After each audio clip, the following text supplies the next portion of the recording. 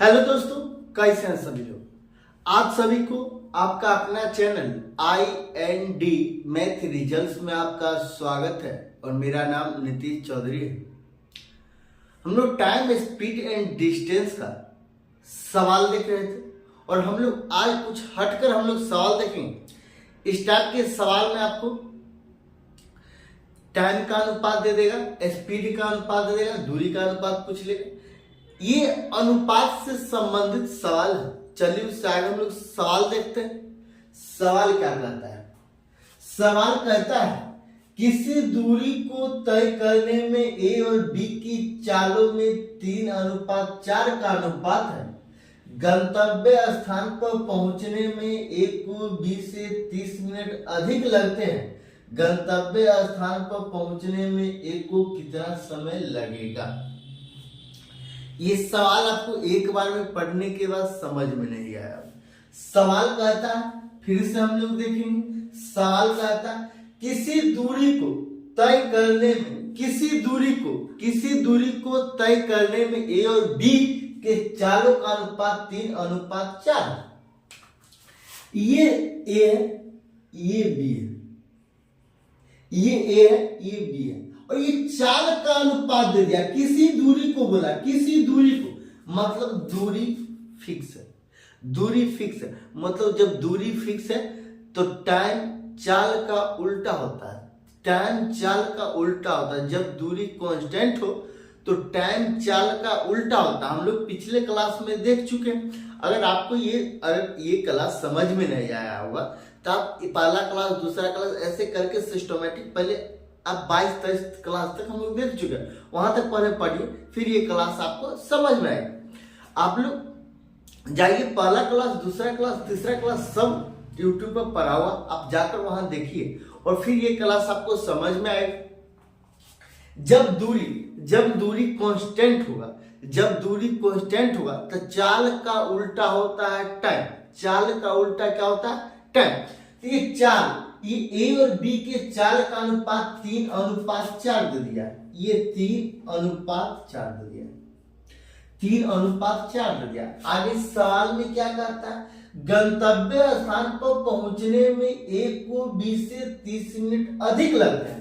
ये चाल का अनुपात। और जब दूरी फिक्स है तो टाइम का अनुपात क्या हो जाएगा? टाइम का अनुपात क्या हो जाएगा? मतलब क्या? ये चाल का उल्टा हो जाएगा, मतलब 4:3 होगा। 4:3 होगा। और सवाल में क्या कहता है? सवाल में कहता है गंतव्य स्थान पर पहुंचने में A को B से 30 मिनट अधिक लगते हैं। A को B से 30 मिनट अधिक लगते हैं। इसको 4 यूनिट टाइम लगता है तो इसको 3 यूनिट टाइम लगता है। इसको 3 यूनिट तो इसको 4 यूनिट। कितना अधिक? 1 यूनिट अधिक टाइम लगता है। 1 यूनिट का मान सवाल में क्या दे दिया है? 30 मिनट। तो ये 30 मिनट। सवाल में आगे क्या कहता है? सवाल में आगे कहता है गंतव्य स्थान पर पहुंचने में A को कितना समय लगेगा? A को कितना समय लगेगा मतलब 4 यूनिट का मान निकालना है और 4 यूनिट का मान है 4 गुना 30 मिनट बराबर 120 मिनट और 120 मिनट को हम लोग घंटा में बदलेंगे तो ये 2 घंटा। यही आंसर। आपको एक बार में समझ में नहीं आया, हम लोग फिर से देखेंगे। और ये सेम सवाल ये है, ये इसका सेम सवाल ये भी आपको पहला सवाल में आपको समझ में आया, हम लोग दूसरा सवाल देखेंगे।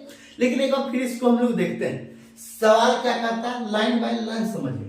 कहता है किसी दूरी को तय करने में A और B की चालों में 3:4 का अनुपात है।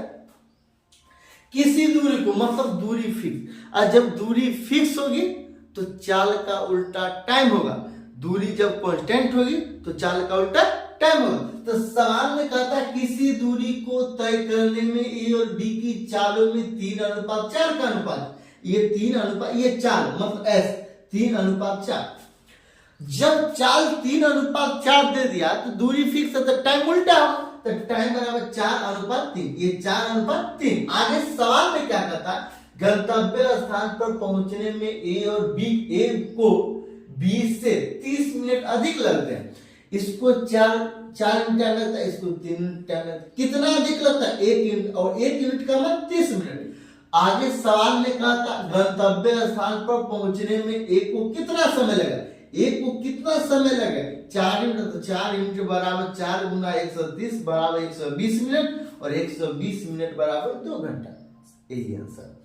अगला सवाल क्या कहता है? सेम सवाल, सिर्फ डाटा चाहिए। सवाल क्या कहता है? सवाल कहता है ए तथा बी की चाल 3:4 के अनुपात में किसी गंतव्य पर पहुंचने में ए बी से 30 मिनट अधिक लेता है। गंतव्य पर पहुंचने में ए को कितना समय लगेगा? आपको क्या लगता है? सेम सवाल नहीं, सेम सवाल है, सेम सवाल है। सवाल क्या कहता है? ए तथा बी की चाल का अनुपात 3:4, ए बी। ये चाल मतलब स्पीड का अनुपात 3:4, ये चाल का अनुपात 3:4। और जब दूरी फिक्स है तो टाइम का, चाल का उल्टा हुआ टाइम, तो टाइम टी का अनुपात क्या हो जाएगा?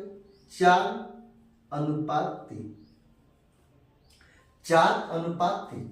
कहता ए तथा बी की चाल 3:4 के अनुपात में किसी गंतव्य पर पहुंचने में ए बी से 20 मिनट अधिक लेता है। ये 4 यूनिट टाइम लेता है तो ए लेता है, बी लेता है 3 यूनिट टाइम, तो ए लेता है 4 यूनिट टाइम। कितना अधिक लेता है? 1 यूनिट। और 1 यूनिट का मान सवाल में दे दिया है 20 मिनट। 1 यूनिट का मान दे दिया है 20 मिनट।